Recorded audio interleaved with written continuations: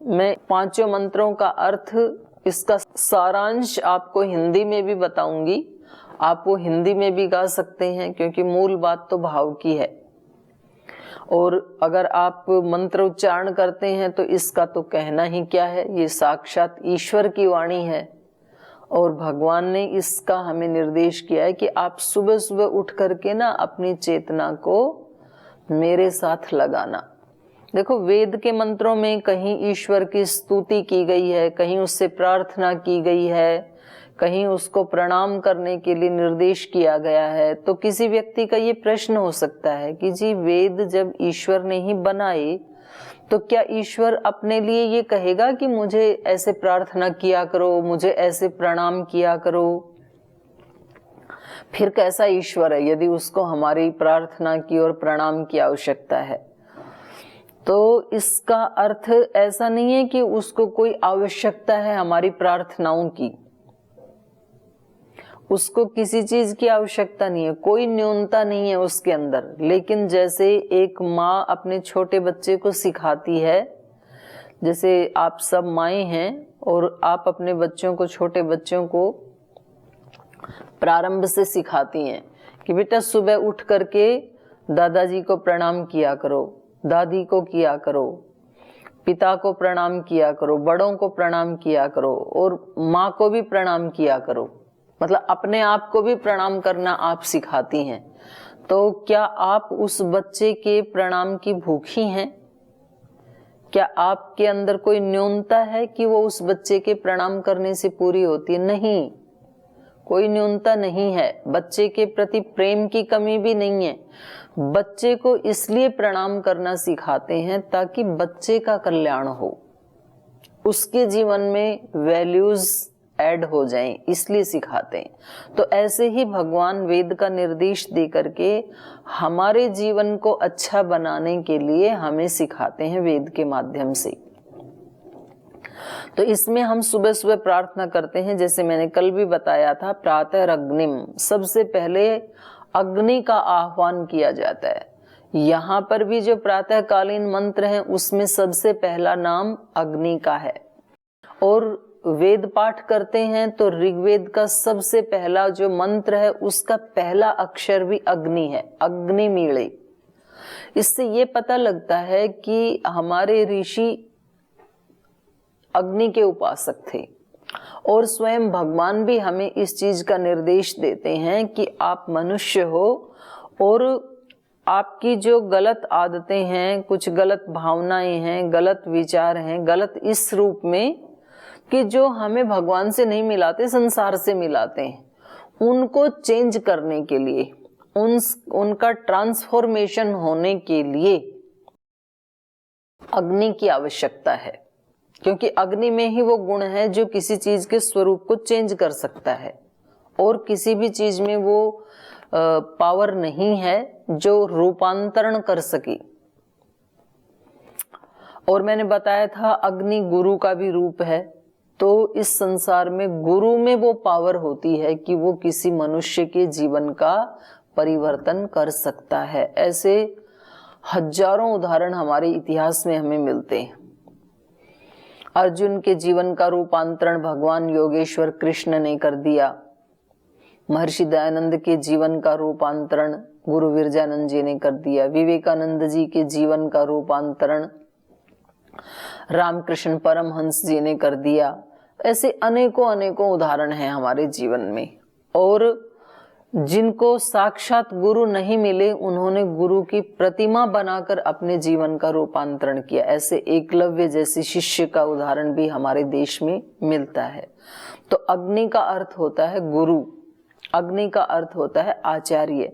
क्योंकि देखो, जैसे मैंने प्रारंभ में भी बताया, पहले हमारे हृदय में कोई भाव होता है, फिर कोई विचार होता है, फिर उस विचार से एक संस्कार बनता है, फिर उस भाव और विचार के संस्कार से हम वैसा कर्म करते हैं, फिर उस कर्म से हमारा भाग्य बनता है, हमारा स्वभाव बनता है, फिर उस भाग्य और स्वभाव से हम पुनः वैसा ही भाव उठाते हैं, फिर उस भाव से फिर वैसा ही विचार होता है, फिर उस विचार से फिर संस्कार बनता है, फिर वैसा ही कर्म होता है।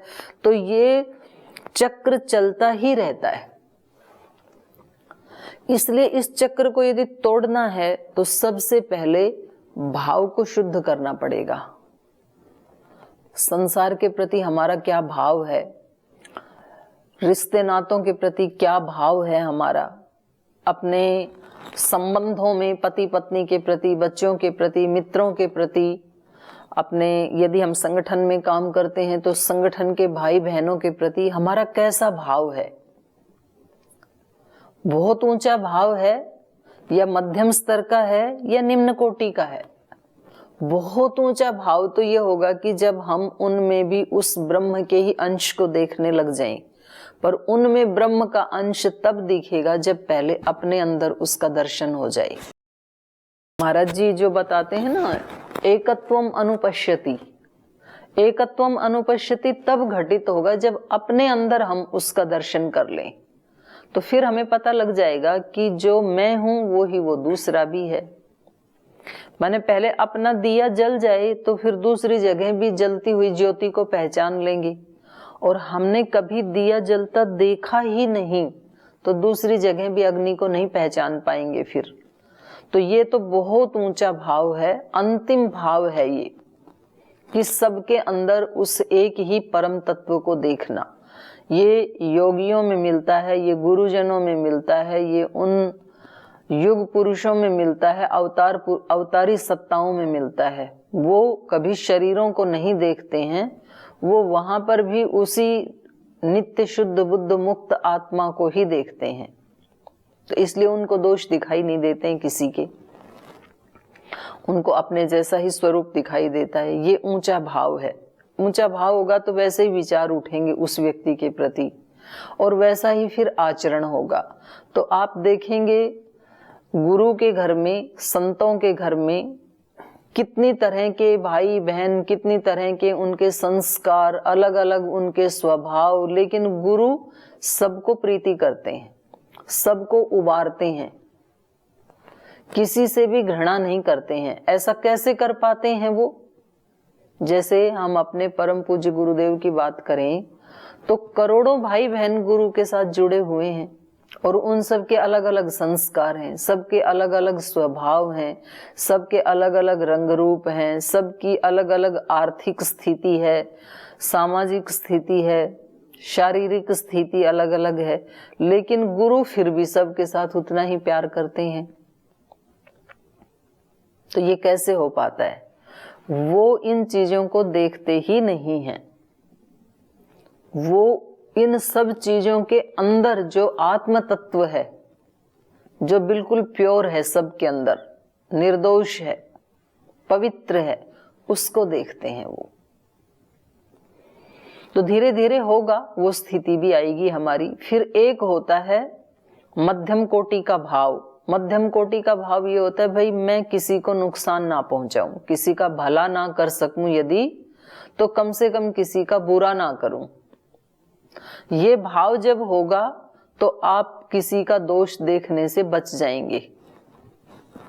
आप कहेंगे जो जैसा करता है वो वैसा भरता है, पर मुझे गलत नहीं सोचना, गलत भाव नहीं रखना, गलत नहीं बोलना, गलत कर्म नहीं करना, गलत भाग्य नहीं बनाना, क्योंकि मुझे आज का दिन अपना भाग्य बनाने के लिए मिला है और आज का अपना भाग्य मैं उत्कृष्ट कोटि का लिखूंगा। मध्यम भी नहीं लिखूंगा, निम्न कोटि का भी नहीं लिखूंगा, क्योंकि आज जो भाग्य बनाऊंगा वो कल मेरा भविष्य होगा, वही कल मुझे मिलने वाला है, ब्याज समेत, हजारों गुणा होकर के। इसलिए आज इतना बढ़िया भाग्य बनाऊंगा या बनाऊंगी कि कल मेरा जीवन फूलों की तरह से खिलता हुआ रहे। तो मध्यम कोटि का भाव रखेंगे तो हमारे विचार भी फिर मध्यम कोटि के रहेंगे कि ना मेरे को कोई दुख दे और ना मैं किसी को दुख दूं। मेरे से कोई गलती होगी तो दूसरे मुझे क्षमा कर दें और दूसरे से कोई त्रुटि होगी तो मैं क्षमा कर देता हूं, ऐसा भाव रहेगा। एक फिर होता है निम्न कोटि का भाव।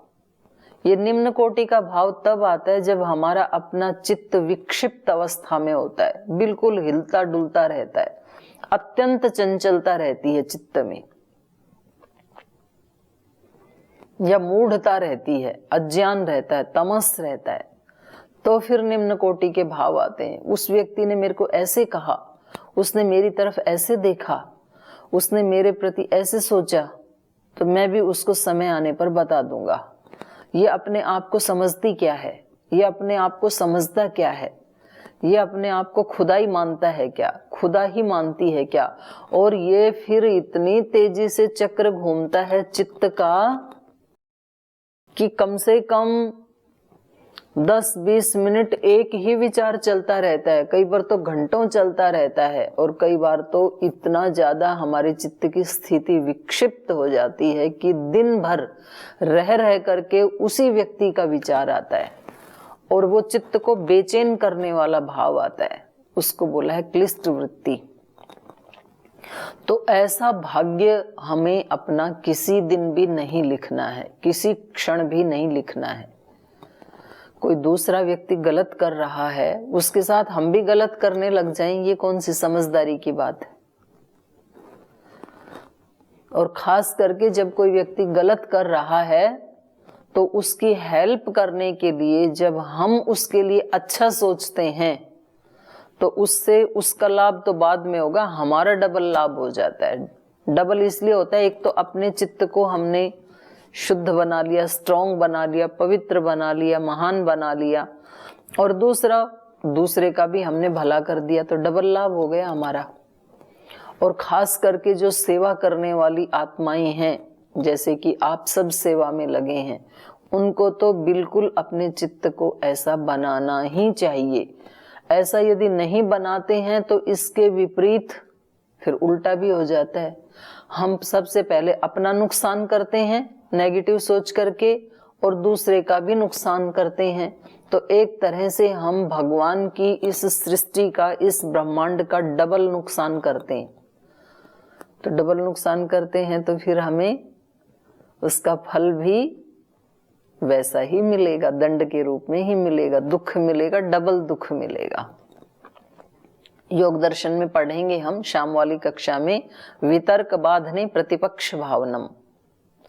जब कोई वितर्क बाधित करने लगे चित्त को, किसी के बारे में कोई ऐसा भाव आने लगे कि देखो इन्होंने ऐसा भी नहीं किया, ऐसा भी नहीं बोला मेरे प्रति, ऐसा भी नहीं सोचा, ये है वितर्क, तो फिर प्रतिपक्ष की भावना करनी चाहिए। प्रतिपक्ष क्या है? तो वहां पर बताया है अनंत अज्ञान, अनंत दुख इसके परिणाम में मिलेगा मुझे। यदि मैंने ऐसा सोचा, अनंत अनंत जन्मों तक अनंत अनंत कोटि का दुख मुझे मिलने वाला है। निकृष्ट योनियों में चला जाऊंगा, फिर मैं कहीं कीड़ा मकोड़ा बन जाऊंगा, नाली में सड़ता रहूंगा। तो ऐसा सोच के व्यक्ति को फिर भय उत्पन्न होता है और वो उस स्थिति से फिर बाहर निकल जाता है। तो यहाँ पर सबसे पहला शब्द सुबह उठते ही साधक आह्वान करता है अग्नि का। हे अग्नि स्वरूप प्रभु, मैं आपका आह्वान करता हूं। प्रातः अग्निम, प्रातः इंद्रम, शक्ति का आह्वान करता हूं। प्रातः अग्निम, प्रातः इंद्रम हवा महे, प्रातः मित्रा वरुणा। मित्रा वरुणा एक शक्ति के लिए भी आता है, वो ईश्वर मित्र भी है, वरुण भी है। वरुण के दो अर्थ हैं। वरुण माने वर्णीय, जिसका वर्ण करने योग्य है। संसार में भी वर वधु दो शब्द होते हैं ना, तो वर को वर क्यों कहते हैं? क्योंकि वो अनेक में से एक चुना जाता है। किसी कन्या का रिश्ता करने के लिए अनेक लोगों को देखा जाता है, फिर उन अनेक में से किसी एक को चुन लिया जाता है, श्रेष्ठ को, जो सबसे श्रेष्ठ लगता है। तो वर का अर्थ होता है श्रेष्ठ। वर का अर्थ होता है वर्ण करने योग्य, वर्णीय। तो इस संसार में सामान्य लोग तो जो हैं वो 10-15 लड़के देख करके फिर उनमें से किसी एक को चुन लेते हैं, और जो साधक हैं वो सारे संसार को देख भाल के फिर कहते हैं कि कोई भी यहाँ वर्ण करने योग्य नहीं है, वर्ण करने योग्य केवल एक ईश्वर है। तो हमारे जैसे लोग उसका वर्ण कर लेते हैं फिर कि भाई वर्ण करने योग्य वो ही है, वो कभी नष्ट नहीं होता है, सबसे बड़ा धनवान, सबसे बड़ा गुणवान, सबसे बड़ा ज्ञानवान, सबसे बड़ा सुंदर, सबसे शाश्वत, जो कभी नष्ट ही नहीं होता है। तो ऐसे वर का वर्ण करें, जैसे मीराबाई ने भी ऐसे वर का वर्ण किया। तो वो प्रभु वर्णीय है, ये भाव सुबह सुबह आना चाहिए। मित्रा वरुणा प्रातः अश्विना। अश्विना माने जो हमारे प्राणों का भी प्राण है। अश्विनी कुमार, आपने कथा सुनी होगी। तो अश्विनी कुमार जो हैं वो देवों की चिकित्सा करने वाले वैद्य माने जाते हैं। देवताओं की भी जो चिकित्सा करे, पहली बात देव बीमार होते ही नहीं है। तो ये जो हमारा प्राण, दो प्रकार के जो प्राण हैं हमारे, उनको ही यहाँ पर अश्वी कहा है। और इन प्राणों का भी कोई प्राण है। हम किससे हमारे शरीर को चला रहे हैं? हमारे प्राण। पर हमारे प्राण को कौन चला रहा है? ये कहां से शक्ति लेता है? क्योंकि जिस दिन ये प्राण वहां से शक्ति लेना बंद कर देता है, उसी दिन तो शरीर की मृत्यु होती है। तो इन प्राणों का भी प्राण वो ईश्वर है। तो उसको हम आह्वान करते हैं सुबह सुबह उठ करके। प्रातः अग्निम प्रातः इंद्रम हवा महे प्रातः मित्रा वरुणा प्रातः अश्विना प्रातः भगम। भग माने ऐश्वर्य। उस ऐश्वर्य को, परम ऐश्वर्य को मैं सुबह सुबह आह्वान करता हूं। पूषणम, जो हम सब का पोषण करने वाला है। आदमी को तो अहंकार हो जाता है, मैंने इतना भंडारा लगाया, इतने लोगों को खाना खिलाया, लेकिन हम किसको खिलाने वाले हैं? हम खुद भी एक चम्मच अपने मुंह में नहीं डाल सकते हैं यदि उसकी कृपा हमारे ऊपर ना हो, अनुग्रह ना हो। हम एक दाना भी पचा नहीं सकते हैं, हम एक श्वास भी ले नहीं सकते हैं यदि उसकी कृपा ना हो। तो देखो वो कितना महान है, कितना उसका बड़ा ऐश्वर्य है। उसको जब हम देखते हैं तो फिर अपने मन में अपने छोटे मोटे कामों का अहंकार नहीं आता है। नहीं तो व्यक्ति को अहंकार आ जाता है। मैंने कितना किया, मैंने घर के लिए कितना किया, संबंधों के लिए कितना किया, कितना मैंने दान किया, कितनी मैंने सेवा की। और जब हम देखेंगे ईश्वर की तुलना में कितनी की, तो फिर जी घबराने लगता, रे रे रे नहीं नहीं कुछ भी नहीं, मैं तो चरणों की धूल भी नहीं हूँ, कुछ भी नहीं हूँ। तो निरअभिमानिता का भाव आता है जब उसके ऐश्वर्य को देखते हैं। प्रातः भगम पूषणम ब्रह्मणस्पतिम, जो समस्त ज्ञान का स्वामी है उसको कहेंगे ब्रह्मणस्पति। प्रातः सोमम, सोम एक ऐसी शक्ति है जो सब प्रकृति में रस भरने वाली शक्ति है, उसको सोम कहते हैं। सोम चंद्रमा को भी कहते हैं। चंद्रमा की प्रवृत्ति है वो शीतल होती है, इसलिए सोम का अर्थ शीतल भी होता है। सोम का अर्थ पवित्र भी होता है। सोम का अर्थ रसमय, अमृत भी होता है। तो वो परमात्मा क्या है? अमृत, अमृत स्वरूप है, रस स्वरूप है, रूखा सूखा नहीं है। भगवान का भक्त कभी भी रूखा सूखा नहीं होता है। कुछ लोग भगवान की भक्ति के नाम पर ऐसे खड़ूस से बन जाते हैं, हम किसी की तरफ देखेंगे भी नहीं, बोलेंगे भी नहीं, और महिलाओं को तो बिल्कुल भी नहीं देखेंगे। तो डाउट होता है कि वहां कौन सी वाली भक्ति है, क्योंकि भगवान तो रस से भरा हुआ है। प्रातः सोमम उत रुद्रम हुए, में रुद्र होता है दुष्टों को दंड देने वाला। तो हमें वो शक्ति भी चाहिए, नहीं तो दुष्टताएं आकर के हमें घेर लेंगी। अपने अंदर की ही दुष्टताएं हमें घेर लेती हैं, हमारी आत्मा का उत्थान नहीं होने देती हैं। और जब हमारे पास रुद्र शक्ति होती है तो तुरंत हमारे मन में जैसे ही कोई दुर्भाव आया, कोई दुर्विचार आया, तो हम बोल देते हैं परोपे ही मनस्पाप किमशस्तानि संससी, मेरे मन के दुर्भाव दूर हट जा, मेरे मन में, मेरे चित्त में तेरे लिए जगह नहीं है, तू कहीं दूर जा, कहीं जंगल में जा। ये वेद का ही मंत्र है। तो रुद्र शक्ति भी होनी चाहिए। तो एक साथ हमने इतनी शक्तियों का आह्वान सुबह सुबह उठते ही किया, और ये बोला नहीं केवल मन से, ऐसा भाव भी किया। और ऐसा भाव ही नहीं, ये हकीकत है। ये सारी शक्तियां प्रतिपल हमारे आसपास ही होती हैं, हमारे चारों तरफ होती हैं, ऊपर नीचे दाएं बाएं सब तरफ होती हैं। हम उनका आह्वान नहीं करते हैं तो हमें उनका लाभ नहीं होता है, आह्वान करते हैं तो वो हमारी रक्षा करती हैं। तो कभी कभी हम डिवाइन फोर्सेस का आह्वान नहीं करते, नेगेटिव फोर्सेस का आह्वान कर लेते हैं अनजाने में, अज्ञान के कारण, और फिर वो हमारे मन मस्तिष्क में आकर, हृदय में आकर के, ब्रेन में आकर के ऐसा तांडव मचाती हैं कि पूरा हमारा किया कराया सब नष्ट करके चले जाते हैं। वो हमें लगता है हमने दूसरे का नुकसान किया, दूसरे का नहीं किया, अपना कर लिया हमने। तो ऐसे इन शक्तियों का आह्वान। फिर दूसरे मंत्र में कहा प्रातः जितम, सुबह सुबह में जितम, जयशील, जय दिलाने वाली शक्ति का आह्वान करता हूं। हमारी तो बहन ही है जया जी, अभी बैठी हुई हैं। तो हम सुबह सुबह जयशील, कहीं भी हमारी पराजय ना हो, प्रातर जितम, जो हर जगह विजय दिलाने वाली शक्ति है, उसका आह्वान करते हैं। साधक की, सत्य साधक की सदा विजय हो, भजन गाते हैं ना श्रद्धेय स्वामी जी महाराज। जो सत्य का पुजारी होता है उसकी कभी हार नहीं होती है। अहम इंद्रो न पराजिज्ञे, परम पूज्य गुरुदेव बार बार बोलते हैं, हमें बताते भी रहते हैं। तो ये सुबह ही व्यक्ति ने अपनी फ्रीक्वेंसी सेट कर ली कि मुझे हारना नहीं है। और हारना केवल बाहर के लोगों से नहीं होता, व्यक्ति अपने आप से हार जाता है, अपने भावनाओं से हार जाता है, अपने विचारों से हार जाता है, अपनी आदतों से हार जाता है।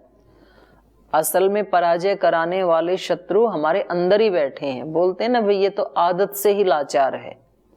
व्यक्ति खुद भी बोलता है, बोल जी मैं तो मन से हार गया, अब कुछ नहीं हो सकता है जी, मैं तो अब भावनाओं से हार गया, ऊंचे भाव आते ही नहीं है जी, मैं तो अपनी आदतों से हार गया, मुझे पता है कि मीठा खाने से मुझे शुगर बढ़ जाती है, लेकिन आदत ऐसी पड़ गई कि मैं मीठा खाए बिना रह नहीं सकता हूं। तो यह अपने आदत से हारा हुआ व्यक्ति, स्वभाव से मारा हुआ व्यक्ति, तो सुबह ही अपनी चेतना को, जैसे परम पूज्य गुरुदेव अपनी चेतना को सेट करते हैं सुबह सुबह डिवाइन मोड के ऊपर, अहम इंद्रो न पराजिज्ञे, इंद्रियों से नहीं हारूंगा, इंद्रियों की आदत से नहीं हारूंगा, बुरी स्वभाव से नहीं हारूंगा, आज इसके ऊपर विजय प्राप्त करनी है मुझे। कहीं कोई त्रुटि है, इससे मुझे हारना नहीं है, इसको हराना है। प्रातर्जितम भगम उग्रम, कितने सुंदर सुंदर शब्द हैं आप देखो। उग्रम भगम, भग माने ऐश्वर्य, और उग्र भग माने उग्र ऐश्वर्य। जैसे एक होता है तेज, दिए का तेज, मोमबत्ती का तेज, ट्यूबलाइट का तेज, और एक सूर्य का तेज। ये बाकी के जो तेज हैं ये छोटे छोटे हैं, तेज तो हैं लेकिन थोड़ा थोड़ा अंधकार मिटाते हैं ये। लेकिन सूर्य का तेज उग्र तेज है, अकेला ही पूरे विश्व के अंधकार को मिटा देता है। तो यहां पर कहा भगम उग्रम हुए, मैं उस उग्र भग को, उग्र ऐश्वर्य को, सर्वोत्कृष्ट ऐश्वर्य का आह्वान करता हूं। माने जिसके आने पर कहीं लेश मात्र भी, कण मात्र भी, कहीं उदासी, कहीं कमी, कोई त्रुटि मेरे जीवन में रह नहीं सकती है। अब आप सोचो, सुबह उठते ही जिसने अपनी फ्रीक्वेंसी को वहां सेट कर दिया, उसका जीवन कैसा गुजरेगा? दिन भर का पूर्ण आनंद से गुजरेगा। वो तो फिर पूरा बापू बन जाएगा। प्रातर्जितम भगम उग्रम हुए में, वयम पुत्रम अदिते यो विधर्तः। वयम, हम सब, यहाँ सामूहिक प्रार्थना की गई है। हम प्रातः काल की इस अमृत वेला में उस उग्र तेज को, उस जयशील तेज को बुलाते हैं अपने जीवन में, उसका आह्वान करते हैं। और वो कैसा है? पुत्र अदिते है, अदिति का पुत्र। अदिति अखंड शक्ति को कहते हैं, जो कभी खंडित नहीं होती, उसको अदिति कहते हैं। तो उस पुत्र का मतलब है यहाँ पर पवित्र करने वाला। पुय पौने धातु से तरल प्रत्यय करके पुत्र शब्द की निष्पत्ति होती है। तो पुत्र वो होता है जो पवित्र करने वाला है, पवित्र कुल को पवित्र करता है, अपने घर परिवार को पवित्र करता है, अपने समाज को पवित्र करता है, अपने राष्ट्र को पवित्र करता है, तो उसका नाम है पुत्र। तो कहते हैं ना भाई, ये तो भारत माँ का पुत्र है, ये तो इस सारे एरिया का पुत्र है। तो हम केवल अपने माता पिता के तो अच्छे पुत्र पुत्रियां बने ही, लेकिन उसके साथ साथ हम भारत माता की पुत्र पुत्रियां बने। हमारी गिनती किस में होनी चाहिए? भाई ये तो भारत माता की पुत्री है, भाई ये तो पूरे तमिलनाडु की पुत्री है, भाई ये तो पूरे आंध्र प्रदेश की पुत्री है, ये तो पूरे महाराष्ट्र की पुत्री है, ये तो पूरे उत्तराखंड की पुत्री है। ऐसे होना चाहिए, ये तो पूरे भारत की पुत्री है। तो यहाँ पर ऐसे ही कहा है, पुत्रम अदिते यो विधर्ता। विधर्ता माने धारण करने वाला, विधर्ता विशेष रूप से धारण करने वाला और विविध रूप से धारण करने वाला। वि का अर्थ दो होते हैं, वि माने विविध और वि माने विशेष। तो अनेक अनेक प्रकार के जो प्राणी हैं जगती में, उन सब को धारण करने वाला, तो उसको कहेंगे विधर्ता। ईश्वर ने देखो कितने कितने प्राणियों को धारण किया हुआ है।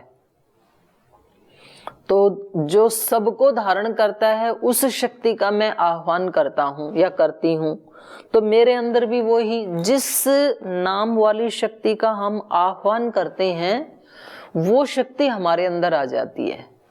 यदि हम विधर्ता का आह्वान करते हैं तो हम भी विधर्ता बन जाते हैं। विधर्ता का मतलब क्या है? अब फिर घर में कोई अच्छा व्यवहार करने वाला होगा, कोई थोड़ा कम व्यवहार करने वाला होगा, समाज में संगठन में कुछ सम्मान करने वाले मिलेंगे, कुछ अपमान करने वाले, कुछ हमारी प्रशंसा करने वाले, कुछ निंदा करने वाले। हम उन सब को धारण करने वाले हैं। कितना बड़ा अर्थ है ना। जब हम उन सब को धारण करने वाले बन गए तो समस्या खत्म। अब दूसरा कैसा भी हो, अच्छा हो बुरा हो, लेकिन मैं क्या हूं? विधर्ता, विविध रूपों को धारण करने वाला और विशेष रूप से धारण करने वाला। तो प्रातर्जितम भगम उग्रम हुएम वयम पुत्रम अदिते यो विधर्ता आध्रश्चिद्यम। आध्रह सब तरफ से धारण करने वाला, आ का अर्थ होता है चारों तरफ से, सब तरफ से, ध्र माने धारण करने वाला।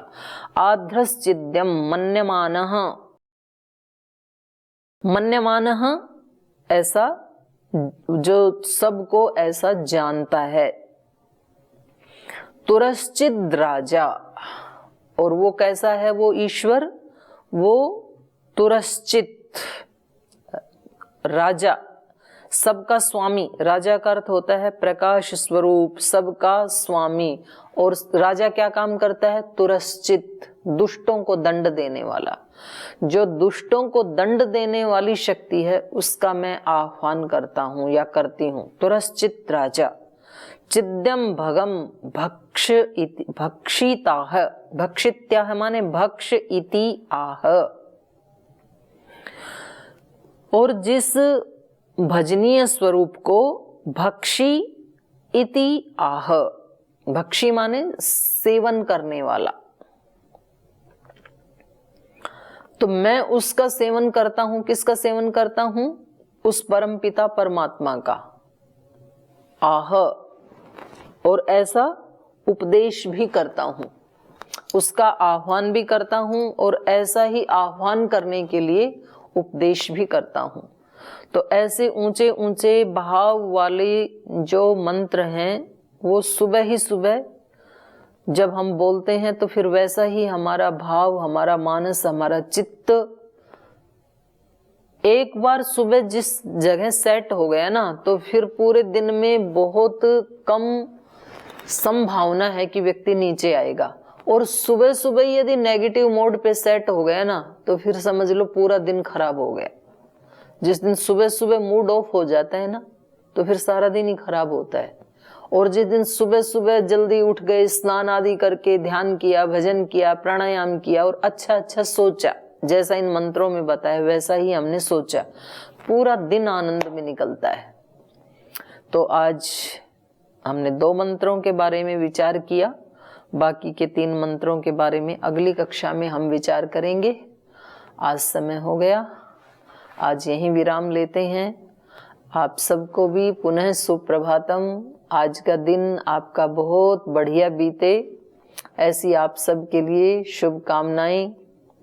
क्योंकि लोग तो एक दिन विश करते हैं नई साल के लिए, हैप्पी न्यू ईयर, और हम तो कहते हैं रोज का दिन अपने आप में न्यू होता है और रोज हमें हैप्पीनेस की जरूरत है। इसलिए आज का आपका दिन प्रसन्नता पूर्वक बीते, नएपन में बीते, आनंद से बीते। जिन 2 मंत्रों के ऊपर विचार किया उसका चिंतन मनन करते हुए बीते। आप सभी को बहुत बहुत प्रणाम, बहुत बहुत शुभकामनाएं।